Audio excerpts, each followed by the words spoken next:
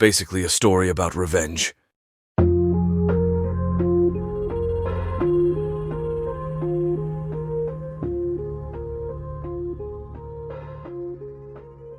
What is good, everybody? Welcome to the latest episode of Theron Talks Comics, companion to Theron Reads Comics reviews and retrospectives. If you found this via your podcast services and are looking for more content, hop over to Theron Reads Comics for other reviews and features. You'll also find a lot of shorter form content on social media. Links to all of that are in the description. Today we are taking a look at an obscure comic book team, one that's hardly worth mentioning most of the time, but perhaps you've heard of them, the X-Men. And from time to time, this obscure comic team finds itself in over their heads with ever larger crossovers and events, such as X-Cutioner's Song, the Big X crossover of 1992 that ran through both X-Men titles, as well as X-Factor and X-Force, for 3 months. X-Cutioner's Song came not long after a creative transition in the X-Office. Rob Liefeld and Jim Lee, recent key creators behind X-Force and X-Men, had left for Image. Uncanny X-Men, meanwhile, had been writing a creator carousel for several months. So who took a swing at this big X-Men crossover? Several people who had never done one before. Fabian Nicieza had been sharing writing duties with Liefeld since X-Force began. Liefeld is credited first as scripter, then as plotter through issue 12. Nicieza started off with the dialogue, then the whole script, and finally got the book to himself with issue 13. At roughly the same time, Nicieza took over X-Men with issue 12, just 2 months before X-Cutioner's Song began. Uncanny X-Men went through a number of writers following Chris Claremont's departure. Issues 281 through 288 were handled by various combinations of Jim Lee, John Byrne, Whilce Portacio, and Scott Lobdell. Lobdell finally took over as the lone writer with issue 289. The greatest writing stability was in X-Factor. Peter David took the title over with issue 70 and effectively relaunched it in issue 71. But despite all those changes, the writers were on their respective titles for an eternity compared to the pencilers. Andy Kubert's run on X-Men began with the series' first X-Cutioner's Song issue. Brandon Peterson would only be on Uncanny X-Men for 6 issues, but his first was also the beginning of the crossover. The 3 X-Factor issues that are part of the crossover are the only 3 Jay Lee ever drew. By comparison, Greg Capullo was an old hand with X-Force, having taken over the series' art duties the issue before X-Cutioner's Song began. This is all a long-winded way of saying that it was going to be tough for 4 creative teams who had never planned and executed a major X event to hit a home run on their first time out. Nicieza said as much in an introduction he wrote for the collected trade paperback in 1994. But that didn't mean they weren't going to swing for the fences. Nicieza pointed to his initial thought of including Magneto in a story already overflowing with antagonists as an example of the team wanting to deliver something big. Fortunately, cooler heads prevailed. Of course, if you've read X-Cutioner's Song, you probably remember that even without Magneto, it already has everyone and everything in it except the kitchen sink. The event did fail to live up to one piece of marketing hype, the promise to reveal Cable's origin. But with that in the rearview mirror, X-Cutioner's Song, despite being slightly unorthodox and sometimes misunderstood, is a definite success.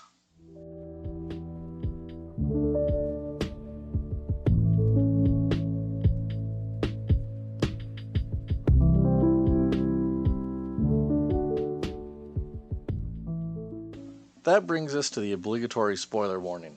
If you've never read X-Cutioner's Song and want to be surprised when you do, this is a good time to step away. But you have to promise to come back. I don't want to get lonely. The podcast will cover Uncanny X-Men 294 to 297, X-Factor 84 to 86, X-Men 14 to 16, X-Force 16 to 19, and Stryfe Strike File. The story opens in Uncanny X-Men 294, where a rather generic pro-diversity concert is being held in Central Park. Bishop, Rogue, Gambit, and Storm are running security, which we'll put in ironic air quotes considering what's about to happen. Meanwhile, Warren is on a date with Charlotte Jones, Scott and Jean are out to lunch, and Peter and Bobby are grocery shopping. X-Factor's at the Hyatt Regency in Manhattan, Lila Cheney is on stage, and a couple terrorists are preparing to blow up the stage before being killed by, oh my, it's Cable. Right before the action begins, Xavier delivers possibly his definitive 90s speech for pro-diversity, pro-equality, and pro-integration. Suddenly, Scott and Jean are attacked by the Horsemen of Apocalypse, and then, before anyone can react, Professor Charles Xavier is shot by, oh my, it's Cable. again. X-Force, hiding in New Mexico following their recent tribulations, finds out what their mentor apparently did via the TV news. In the wake of the assassination attempt, X-Factor leaves New York in search of X-Force. The X-Men, having no other leads, stay with Xavier, who is rushed to a hospital before being returned to the mansion after the doctors are unable to do anything to help him. The fight between X-Factor and X-Force doesn't go well for either side. X-Force survives and escapes, but not before X-Factor damages X-Force's ship so they can be tracked. While all that is going on, the Horsemen deliver Jean and Scott to Apocalypse. Except it's not Apocalypse, it's Mr. Sinister. While the X-Men and X-Factor hunt for X-Force, Mr. Sinister meets with Forearm and Reaper from the MLF. He trades Jean and Scott for some kind of genetic matrix. Elsewhere, the Dark Riders, having learned that someone impersonated him to control the Horsemen, wake Apocalypse early. Meanwhile, in Earth orbit and away from prying eyes, Cable returns only to see footage of Xavier being shot by, seemingly, himself. So the table is set and everyone is in position. The X-Men split into two forces, half of them teaming with X-Factor, to fight and ultimately secure X-Force. And there are just so many X's. The other X-Men team tracks down the Horsemen. In the process, they come upon a hologram of Sinister blaming Apocalypse for everything that's happened. Meanwhile, Sinister himself visits the mansion and reveals the mastermind behind the attacks is Stryfe. And speaking of Stryfe, he takes possession of Scott and Jean. After introducing himself as the Crown Prince of Mutant Kind, he calls the couple the King and Queen of what is to come, father and mother. Meanwhile, Apocalypse makes his way to a safe house only to find the X-Men waiting. He defeats them before teleporting away, vowing to find out who is behind recent events. Back at the mansion, Alex and Gambit recruit Sam to help them find the MLF while leaving most of X-Force imprisoned. Back at Stryfe's compound, Jean is held in captivity by what can only be described as machine tentacles. The less said about this, the better.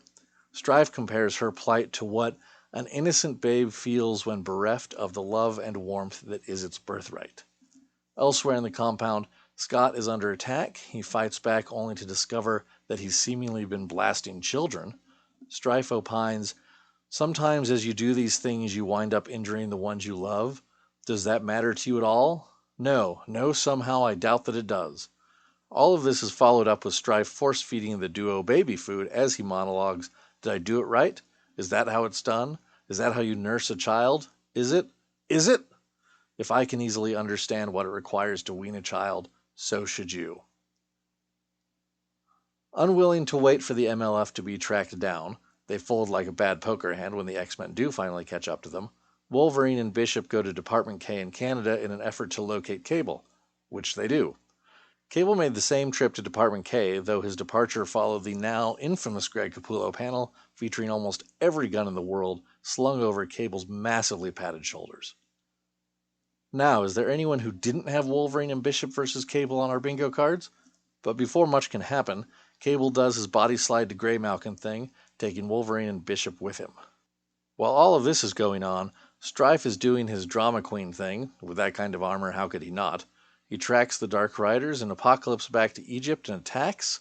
He reawakens Apocalypse, who can't manage to get a nap in, and says, "Come out, Time Walker, come to me now, uncertain, unknowing, weak, childlike. Come to me as I came to you, a babe with need for succor." Shortly after, Stryfe continues, "I must confront the Forever Killer directly, before he has the opportunity to piece this puzzle together." When Apocalypse asks who Stryfe is, Stryfe responds, "As you are the devil of yesterday who haunts my tomorrows, I am the demon of tomorrow who has come for cold retribution." And then Stryfe proceeds to kick Apocalypse's tired ass. He barely escapes and transports into the home of his enemies, Charles Xavier's mansion. Meanwhile, it's story time in Graymalkin as Cable explains some future history to Wolverine and Bishop. Stryfe came back to the present to exacerbate a mutant rebellion and prevent Apocalypse's ascension. Cable is here to control it and protect the future. There was also that whole external thing with Sam back in X-Force, but no one talks about that here, and the less said about it, the better. Suddenly, there's a daring escape, or maybe not. Stryfe watches as Jean and Scott free themselves. Is anyone surprised to learn that Stryfe monologues as he watches this? Says the armor-clad Cable look-alike. "Summers and Gray are nothing if not predictable. and in the end that predictability will destroy them as surely as it destroyed me. Scott and Jean come across a baby hooked up to a wall in the compound. Scott remarks that the baby looks like Nathan and thinks back to when Sister Ascani took his child, infected with the techno-organic virus, to the future. Stryfe gives the duo a way out of the compound. If they kill the baby, Stryfe will also die. Stryfe remarks to himself, "There should be no doubt they would sacrifice the life of the child, simply to save themselves. My death an added incentive. I can guarantee they would do this and more. You see, it happened once before." But Scott and Jean don't kill the child. Stryfe is beside himself with anger and confusion. He sends all his forces to recapture them, at which point Scott blasts the wall to escape. As they get sucked out of the compound, they realize Stryfe's base is on the moon. Back on Earth, Apocalypse gets asylum, however brief, in exchange for saving Xavier's life. By this time, the X-Men have discovered that Stryfe's base is on the moon. Wolverine, Bishop, and Cable teleport directly there. The rest of the X-Men, along with X-Factor and Apocalypse, fly there as fast as they can. With Jean and Scott once more his prisoners, Jean challenges Stryfe, "What do you want from us already? What's the purpose of this sick exercise? Revenge? But why us particularly?" Scott dismisses the idea that Stryfe has a greater purpose. "Don't bother asking him, Jean. His kind doesn't need rhyme or reason beyond their own megalomania." Stryfe pushes back. "His kind? Up on all the latest supervillain psychology, are we? You're so secure, Cyclops, always knowing that you're in the right, that, in your purity, you could never have done anything to bring this on yourself." The story rushes to its end. Apocalypse searches out the Dark Riders, meaning to punish them for betrayal only to be defeated. As Apocalypse's life drains away, Warren confronts him before turning and leaving him to die alone. Everyone else moves in on Stryfe, but only Cable and Alex can pass through Stryfe's DNA-specific force field. Alex is stunned. A key exchange between Stryfe and Cable follows. "After all," Stryfe yells, "you are nothing more than a scientific abomination, a failed attempt to preserve a life which did not even need preserving." Cable answers, "I'm my own man." Stryfe once more, "Perhaps you realize, deep inside, that I am the whole sum of our parts, and you are nothing." As the fight between Stryfe and Cable kicks into high gear, Scott finally has an epiphany that Stryfe may not be as mad as he thought, and maybe if they can figure out what Stryfe's motives really are, they could end this whole thing.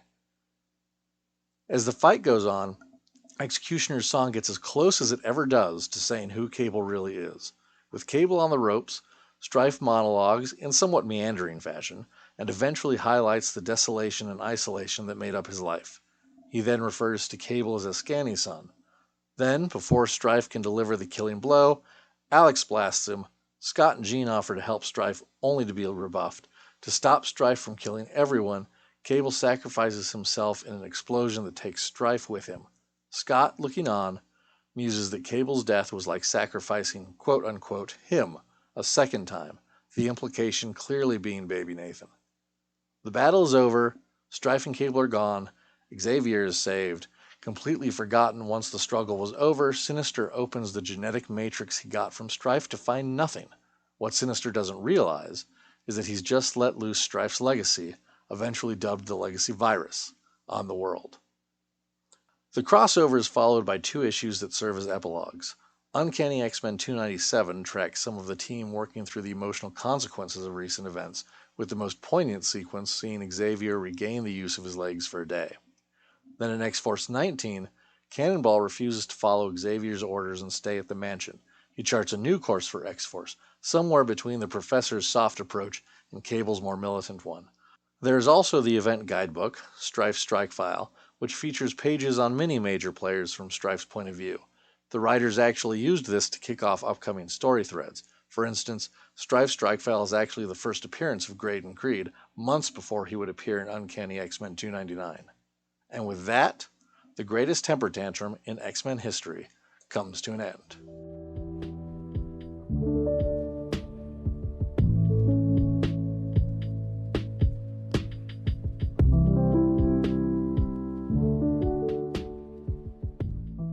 X-Cutioner's song occupies a strange middle ground of X events. It had a mixed reception on release, and while it has become more appreciated in the years since, it still has many detractors. Some of the criticisms are fair. The story has definite flaws. but it's also misunderstood by some readers because it doesn't fit the mold of most X-Men events. A contemporary complaint was that Marvel pushed the crossover as the story that would reveal the truth about Cable and Stryfe. Unfortunately, it didn't. If anything, it muddied the water even more. All of Stryfe's dialogue points to him, as opposed to Cable, having a personal connection to Scott and Jean. But that implication is contradicted, albeit in very vague ways. Most obviously, Cable is cybernetic, which may imply a connection to the techno-organic virus baby Nathan was infected with, though his cybernetic components are never described in those terms. Stryfe refers to Cable as Askani's son, which implies a connection to Sister Askani, who took baby Nathan to the future. And finally, Scott suggests, absent any real reason, that sacrificing Cable was like sacrificing baby Nathan a second time, although even that is too vague to be definitive.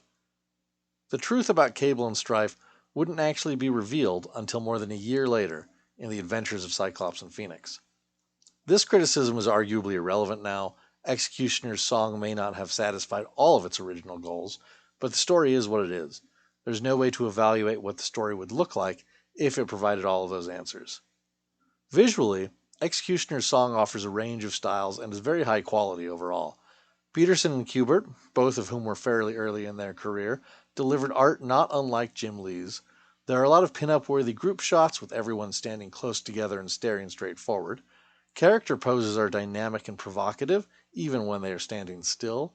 Kubert, though, already shows the higher detail, especially with regard to characters, that is a hallmark of his work as it continues to evolve. Capullo's work isn't a wild departure in style from Kubert and Peterson. Much of the difference is in overall composition. Capullo doesn't deliver much in the way of pinup material. Panels with multiple characters incorporate more depth and varied eye lines, and no one seems to pose for the camera, as it were. The truly adventurous work comes from Jay Lee and X Factor. These issues are a radical departure from the rest of the crossover. Lee's issues feature all of the hallmarks of his work: harsh angles, character jawlines that could cut glass, extremely minimalist backgrounds, thick lines, and liberal use of black. Of the four pencilers, Lee is the most likely to be divisive among readers.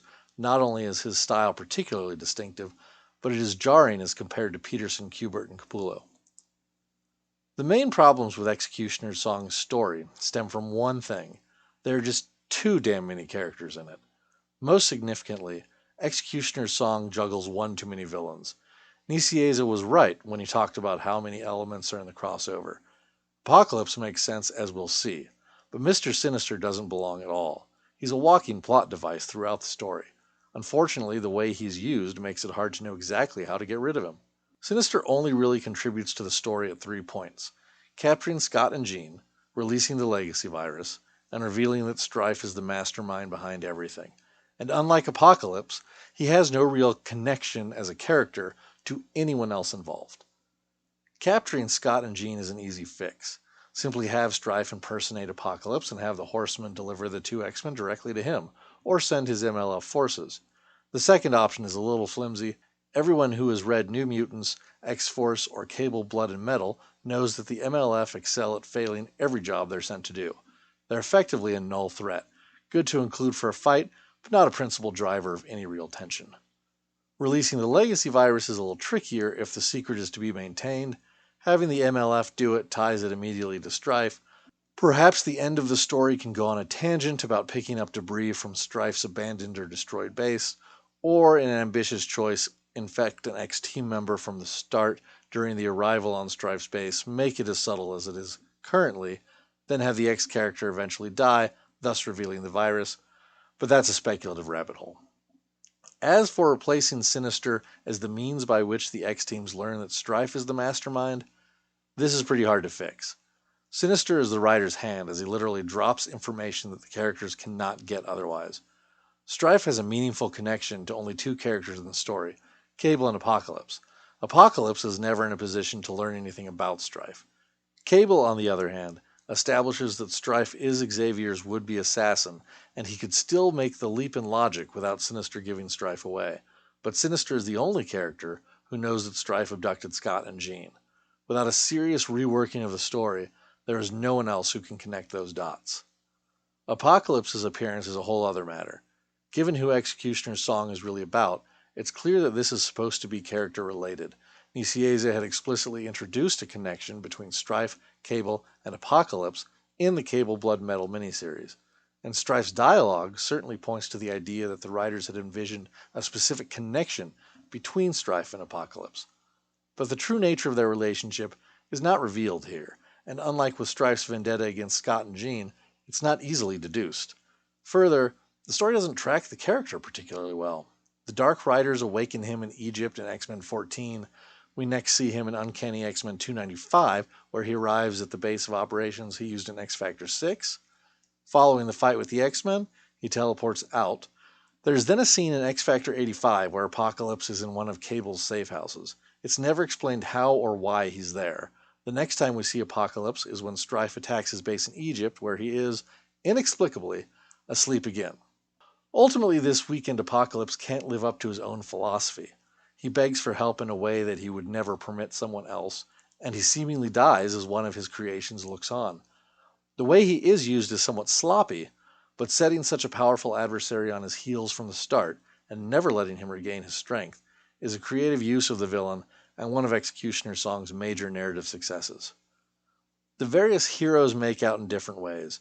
Simply put, there are far too many X characters here to balance them effectively.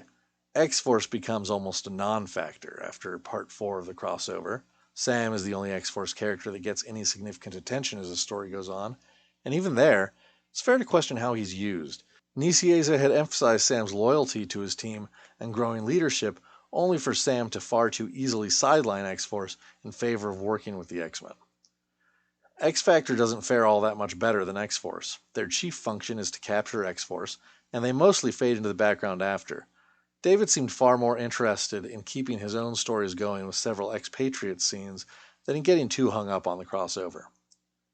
As for the X-Men, the full complement of that team is unwieldy even outside a major crossover. Some of them do get nice moments. Peter and Bobby shopping lets them discuss their personal lives. Wolverine and Bishop work well played off Cable. Beast gets a few moments when he's working on Xavier. There's a fascinating sequence of panels where Psylocke silently vows to kill Xavier rather than let him be compromised or suffer. But the only X-Man that gets any kind of arc besides Scott and Jean is Warren. His connection to Apocalypse leaves the character to confront his past and present, so much of both having been shaped by the villain. But this isn't a story about any of the X-teams. The quote that opened this podcast, "It's basically a story about revenge," came from Bob Harris in Marvel Age 116, dated September of 1992, only a couple months before X-Cutioner Song began. This story doesn't feel like it's about the X-Men because it's not about the X-Men. It never pretends to be about the X-Men. And it isn't really about Scott, Jean, or Cable either. This is Stryfe's story. He sets everything in motion, and he has the most significant character arc, perhaps the only complete character arc. It's hard to argue that Stryfe isn't the story's protagonist. Does an angry villain seeking revenge against the perpetually heroic main characters make a sympathetic protagonist? Perhaps not. But there's no question that he's compelling. He's not evil for evil's sake. He doesn't rage just to rage. From Stryfe's point of view, he has a legitimate grievance. His dialogue is riddled with indictments. In fact, all the evidence we need that this story is Stryfe's is the dialogue and thoughts provided. Despite repeatedly coming off as insane, Stryfe is the only character in X-Cutioner's Song that we learn enough about to understand. Even Scott, Jean, and Cable, the three other characters with true emotional stakes, are at a remove by comparison. Stryfe basically takes the reader on a tour through his conflicted thoughts and emotions. The reader might wonder whether he is the real Nathan Summers or the copy, but does it even matter? Whether Stryfe is the original or not, he was abandoned. That's what drives him. No one else in the story is driven in such a way by anything. And no one else even provides much comment on the situation. This is Stryfe's world and everyone else is just living in it. Stryfe's heart is already poisoned when we meet him. He's focused solely on revenge. He gets it in the case of Apocalypse, a conflict in which there is no nuance. He tries to get it with Scott and Jean, but repeatedly finds his preconceptions challenged. That willingness to truly question oneself is a quality not seen in the villains in most X events. Cameron Hodge, Shadow King, Magneto and the Acolytes, the Phalanx, Onslaught, Bastion, Apocalypse. These aren't the most introspective villains, especially in the 90s. The writers gave Stryfe, in all his ridiculousness, an actual core of humanity. Even at the end, Stryfe momentarily considers a path of healing rather than vengeance, but by then it's too late. The tragedy of Stryfe is that his anger at Scott and Jean is so strong and runs so deep that no matter the second thoughts he's having, he can't accept the help and support they are actually willing to give him. Stryfe can reach the water's edge of questioning himself, but not of crossing the bridge to forgiveness. X-Cutioner's song isn't perfect. The event didn't fulfill its original mandate, for whatever that's worth. It's overstuffed with characters, and the story can't progress past a certain point without a Deus Ex Machina style intervention. But it's also deeply character-oriented. For as complex as the plot is at times, the story is driven entirely by Stryfe's trauma. If the standard of success or failure for an X-Men crossover is how centered on the X-Men it is, then maybe X-Cutioner's song is a miss.